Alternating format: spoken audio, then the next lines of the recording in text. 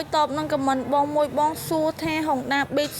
018លក់តម្លៃប្រមាណដុល្លារស្រាប់ហុងដាប៊ីតនេះបងយកមកដល់ដាក់លក់យកភ្លាមតាមដល់ពួកឯងម៉ូតូស្អាតស្រាប់បងម៉ូតូហ្នឹងគឺកាត់ពីម្ចាស់ដើមទៀតម៉ាស៊ីននៅស្អាតម៉ាស៊ីននៅសនំដេមូឆេមូឡើងមានកាត់គ្រីមានកระดาษទិញលក់មានកระดาษធានាជូនលើម៉ាស៊ីនមានប្រភពអីច្បាស់លាស់បងណាដែលគាត់ចង់បានបងខ្ញុំលក់ជូនរបស់តម្លៃត្រឹមតែ1000ស្ដាងទេ1000ស្ដាងអាចចរចាបានទិញខ្ញុំធានាលើគុណភាពធានាលើហាងឆេងលក់អត់កាត់ថ្លៃទេបងណាដែលគាត់ចង់បានអាចមកមើលដល់ទីតាំងហាងផ្ទាល់បានណាបងមកភ្នំពេញមកស្តុបការីរំផ្លូវ143ទៅមុខកែង238ឬមួយឆាតជពេតាម Telegram ឬមួយតាមលេខទូរស័ព្ទខាងក្រោមបើសិនជាបងមលួសបងមួយខែ